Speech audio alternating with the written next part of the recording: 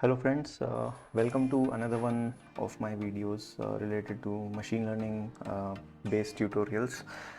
So in today's video we are going to talk about a machine learning code or program that will be used to detect Parkinson's disease. Now this basically we are going to use UCI ML Parkinson's dataset for this. I will be leaving a link for the dataset as well as saving the dataset in the Git repository so you can check it out. Basically, Parkinson's disease is it's a progressive disorder of the central nervous system which affects movement and induces tremors and stiffness in the patients. And more than like 1 million individuals just in India, actually more than 1 million individuals every year are diagnosed with Parkinson's disease. This is a chronic disease and it has no known cure as of now. So we will be so basically based on the symptoms that the patients actually portray, we will use that information and based on the historical data train our model to identify based on the features or based on the symptoms whether the person is suffering from Parkinson's or not. So we'll be using the dataset from UCI ML and using half of it, or in fact 80% of it, to train the model, and the remaining 20% we will use to gauge the accuracy of our model. For this application, we'll be using XGBoost. It's a machine learning algorithm designed primarily basically an advanced feature or advanced or enhanced version of gradient boosting. Gradient boosting is a very classical way of identifying or building a machine learning model. So we will be using the XGB classifier from the XGBoost library. Here again, all the packages and libraries that I'll be using in my basically I'll be using in this code. I'll be updating my requirements file, so anybody who wants to recreate the same environment, you can use my requirement file to identify what packages are installed. So let's get into without like getting too much into the details now, let's get into the development. Okay, so just so first of all we'll be importing the required packages. So import numpy as np. Okay, all the default. So we'll also need pandas. So okay, import numpy as np, import pandas as pd, import os, and import sys. Actually these I'm not sure. Okay, so we'll need packages from sklearn, from sklearn dot preproce preprocessing. Okay, that's why preprocessing import. So we'll be using the min-max scaler.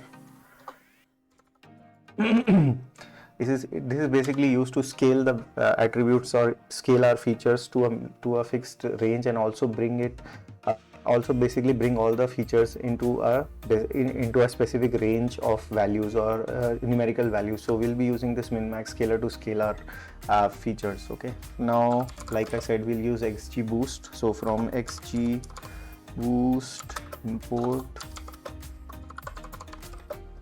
XGB classifier. Okay, and again from sklearn dot model selection, sklearn dot model selection import rain test split sklearn sk. Okay, so this because sklearn dot model selection from sklearn dot metr matrix import. We'll be using the accuracy score. Okay, now okay, model sklearn dot model SELE. Okay, sklearn dot model selection. Now these are, now I'll be using the source data. Like I said, will be coming from this location, the Parkinson's data that I've already downloaded from the UCI ML database, and data Parkinson's data, and we will be creating a data frame out of it. So pd dot data frame, sorry, not a data frame, we'll be reading this as a CSV, source data, and yeah, once it is red, let's check the values. So the top 5 rows by default will pull and check how the data looks like. Okay, yeah, so this is how the data looks like. As you can see, these are the attributes. First of all, it's the name. It's a code for the name for different patients, and then all these are attributes or features that have been basically the health parameters that have been measured for that particular patient. So there is so except from the name, as well as if you will see, there is another column called status. Yeah, this one. So except of these two, everything else in this table is some value or some medical value or the other, and that will be used as an input feature for our model. Okay, so basically, let's since I have already spoken about it, let's split the data into the features and labels. So splitting the data into features and labels. Okay, for that let's filter the columns, and everything other than status and name we want to put it as features. So feature, let's call them feature columns. So what are we saying? For value in, okay, so let's value in df dot columns. So basically all the columns except if the value not in okay, basically what we are saying is all the values you collect only if the value is not in the list, that is it should not be name or status. Okay, so this will basically give us all the features, and once we have these feature columns, what we will do is we will collect the features into a separate data frame. So for that I will say df.loc, and everything that you want to collect and filtered or features, feature columns dot values, and then labels will be df.loc, and this time we only want status. So for that I'll pass the status as a string and value. So this way we'll get our features and labels. Now if you want to check them, let's check the features.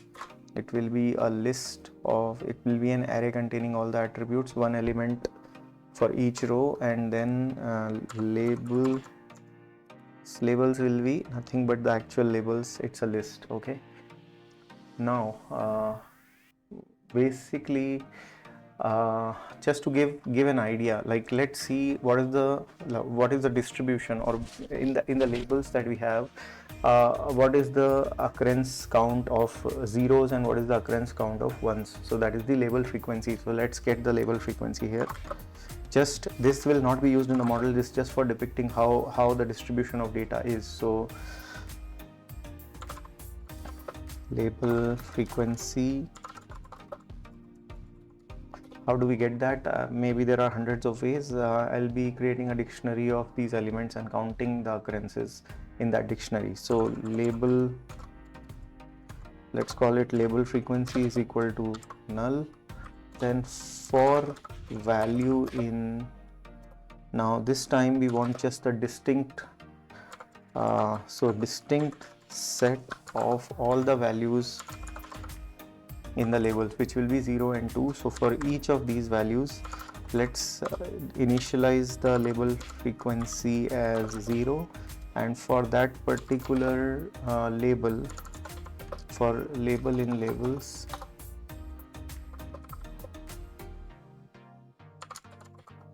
let's count it if label is equal to the value, then we increase the count. So that will be label frequency plus equal to 1. So plus equal to label frequency plus equal to 1. So basically for each value which will be similar, the label frequency will get added.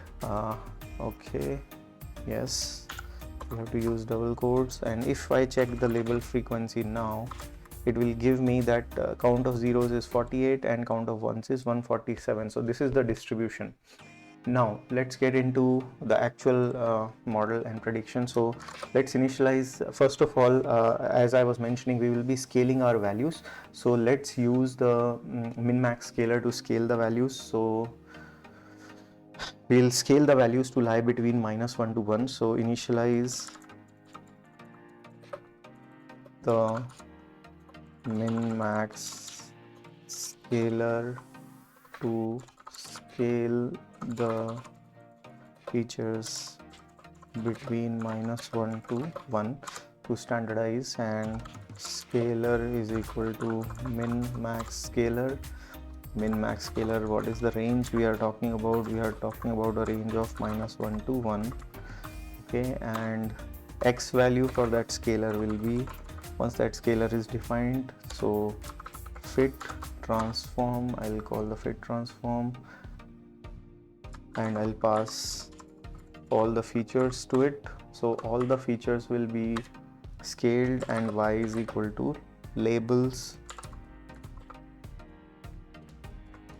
So this is going to be our x and y attributes. Now we have changed our features and labels into scaled values. So x and y are the scaled values. Now effectively y is, there is no change in y, but still, just to make the nomenclature, or just to streamline the nomenclature, I did that.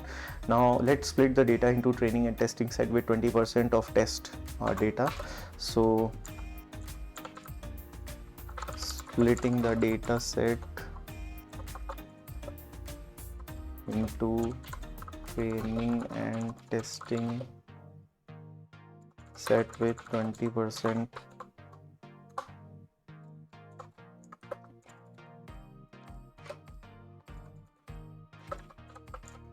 Okay, so how do we do that? The good old train test split.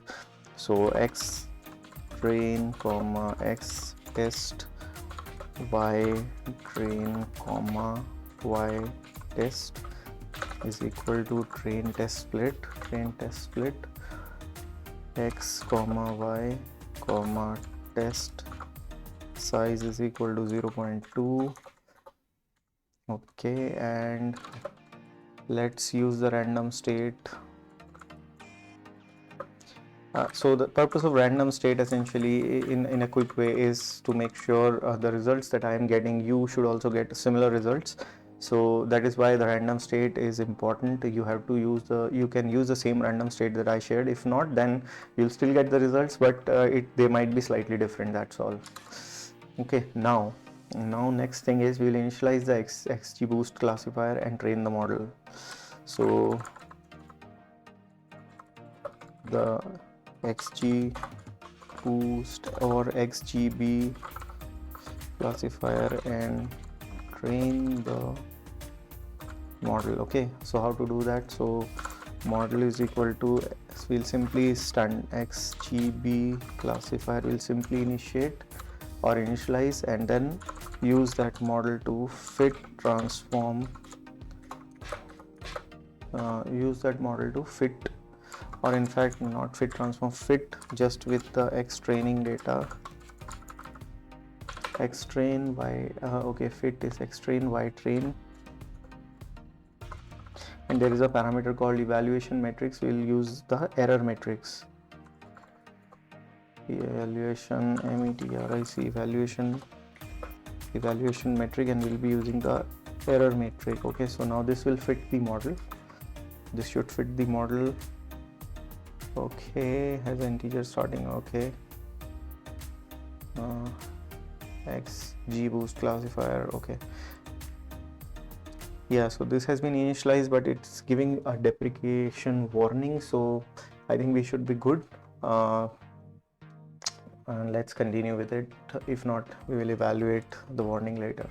Okay, now after other model has been trained, let's check our accuracy. For that, we'll have to make a prediction using the model. So make prediction and check check accuracy of the model. So for making the predictions, let's calculate the ypred using model.predict and pass the test data set to it. this will make the prediction. Now let's calculate the accuracy score. ACCR accuracy score is equal to ACCU accuracy score y test and y pred. So the tested and the predicted value is passed here, accuracy score. And since accuracy score will be scaled between 0 to 1, I'll multiply it with 100 to get actual percentage score. And let's print out our accuracy score. So print ACCU RSUI accuracy, let's print it out. So that will be okay, accuracy score percentage ACCR. In fact, this is not needed. Accuracy score is this. And also let me, yeah, I think this is good enough.